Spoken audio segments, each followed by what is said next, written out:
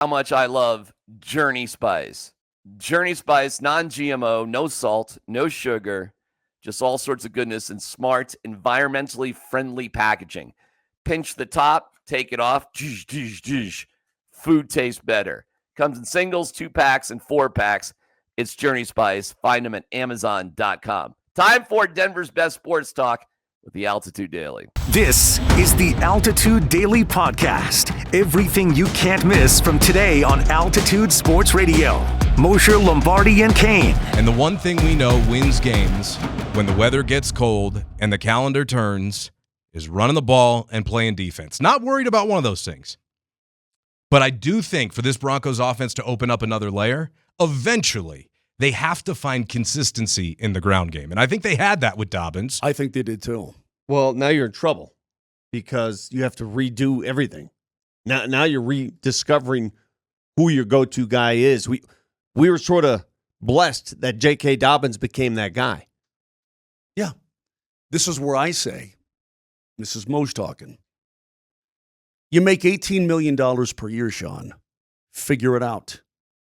It's on you to figure it out. You had a mini bye and a full bye. Figure it out. You're a 9-2 football team. Yeah, you lost your number one back. That stinks. Well, so did the Chargers. Harbaugh, figure it out. I mean, if I was a Chargers person, figure it out, bro. Get it done. Because you got a defense that can win a Super Bowl right this second. Figure it out. If you want to use RPO as a running game, whatever you want to do, it better be effective. Now, I wouldn't say that Nix is in a slump. In terms of yards, he's still top 13. I think he's 13th in the league. But his passer rating is way down there. He's in the high 20s, someplace in that regard, last time I looked. So you need to get him playing consistently enough to complement the defense enough to win games. Because that defense can win you a lot of damn games. You don't need to be a guy who puts up 30 a game. You don't need to be a guy who throws for 386 and 3 touches. Moshe. What? You just did a lot of talking. Yeah. A lot of talk. Would you rather have JK Dobbins or not? Of course. Okay. That's what I'm saying. Well, figure it out. Make it work.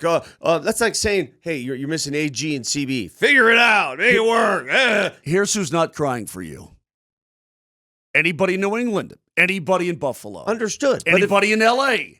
Let me ask you a Anybody in question. Kansas. Nobody's crying for you. Figure it out. If L.A. lost Kyron Robinson. Williams. Gosh darn it. Thank you. Mm-hmm. If they lost him, do you think they'd be saying, figure it out? That's a big loss. The Altitude Daily. The Morning Sprint. The audio from Vance Joseph. I understand what he's saying about Bo, being the next Broncos John Elway. If he's talking about his longevity here in Denver, I agree.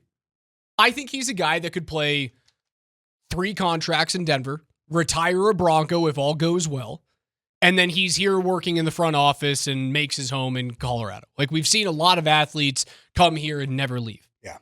Like, there's a lot of players who don't even play here and then find out that they have buddies who retired in Colorado and then move here. Yep. Like David Clarkson has done that in the NHL. He's got buddies who moved here to play here, and they were all like, you should move here and stay here forever. And Clarkson's now here. He was never an Av. So at the bye week, this past week, Bo Nix, I believe, I saw some pictures, traveled out to watch his father's final high school football game of the season. Unfortunately, they lost their great program, Central Phoenix City High School in Alabama, and his father, they lost actually opposite of how we won. They went for the 2-point conversion, which should have been a tied game, and they didn't get it. And so that's how they lost. But, when I think about Bo and what he's building here in Denver, he's already gotten the most important thing, and Vance Joseph talked about that for a quarterback, and that is the unanimous respect of his locker room, of his teammates, of his peers. And I don't think there's anyone that doubts that at all. There's never been a moment since Bo Nix has been the quarterback for the Denver Broncos where you've even seen an eye roll. You've seen a sigh. You've seen a sideways look from one of his receivers. No, like you haven't gotten the A.J. Brown treatment of Jalen Hurts. And Jalen Hurts has a Super Bowl ring. You haven't gotten the Dalton Reisner, Brett Rippon, Russell Wilson at all. The explosive nature, even when it's been kind of not great. it just seems like everybody has such an undying belief that they're in the trenches with Bo Nix. And that's a huge thing because if you have that and then you also deliver in the fourth quarter, man, you've delivered on two things already in your first 2 years as a quarterback. And I think he is going to make the Denver Metro his home for a very long time. The Altitude Daily. Columbus, Hastings, and DMAC. Right. Now, Singleton's a little bit different, sort of, but they didn't put him on IR either. So, with Atkins and Surtain, the whole reason they didn't put them on IR was for this game. If it wasn't for this game, the IR would have theoretically made more sense because you could have used the roster spot. So it's pretty legit. Like, where are they? Where are they in their, their recovery? So do we even do you have a sense of where things are or not really? No, I mean, my understanding from talking to folks is those guys will be out there this week, but how much they'll do or any of that is still be determined. But and I, as you guys know, I always subscribe to the theory until I see it with my own eyes. That's when I see where I think a guy is in his recovery, and just kind of, by where they station the player, what they do with him, you can kind of tell what the progress is. But yeah, I still would expect one or both of those players to be, meaning Surtain and Singleton, to participate this week in some fashion.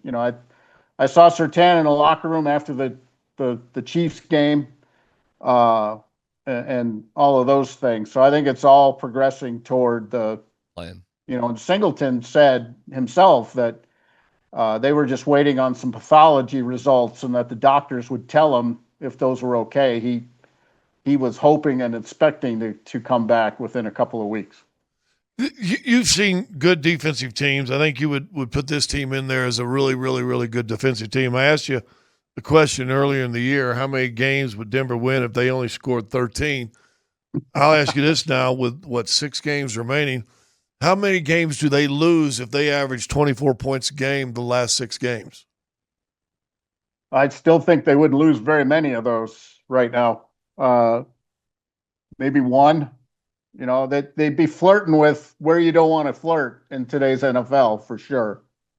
But I don't think they would lose very many if Surtain's back in the lineup, if Singleton's back in the lineup in their full strength. The deal with Will Lutz seemed to catch Will Lutz by surprise, happily. Where are the Broncos in terms of other dudes? If they're working on Lutz, what else are they working on? They'll try. I mean, they, like most teams, they'll try to get at least 1 or 2 in before the end of the year if they want to retain guys. My understanding is they've reached out in some fashion to several of their soon-to-be unrestricteds. Mm-hmm. I don't know. I've tried to find out, but I don't know if Franklin Myers is one of those. He seems to be. I don't have a good indication on that one. Yeah, he seems to be the. I'm not really holding out much hope there. The Altitude Daily. Kretman and Lindahl. I still think that the pressure's on Sean, because at the end of the day, there's always pressure on Bo. He's the one playing the game. He's the one that's been anointed the new guy by the current head coach, and so he's got to get stuff done. He's got to be more consistent than he's been a majority of this season. Yeah. Now, I think he's, last game gave us some hope that maybe everything's going to lock in on the way down the stretch. But again, I just think it's up to Sean to give Bo more of a comfort zone in what he wants to do. Tony Romo, Jake Plummer, we talked a lot about it. The Jeff Legwald wrote about it. The evidence is in. When Bo has at least 15 seconds on the clock to look things over and get things set up the way he wants, he's a better player. Yeah. So in order to tap into that player, Sean is going to have to go away from some of what he's used to doing as a coach. So I agree with your points, but I would make this contention. There is no pressure on Sean Payton. Why is that? He's already been paid. He gets his $90 million no matter what. He has got his Super Bowl ring no matter what. He is on his Hall of Fame conversation track no matter what.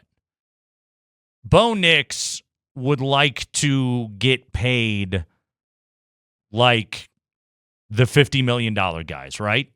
He would like a Brock Purdy contract, you know? He wants to be in that spot. He wants to get paid like Mahomes and Justin Herbert do in his division.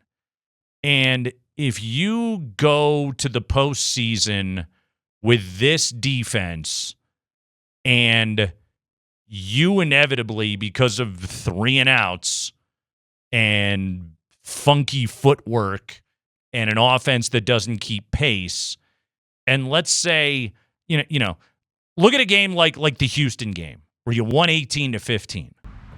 If you lose a playoff game 18-15, that reflects very poorly on your quarterback.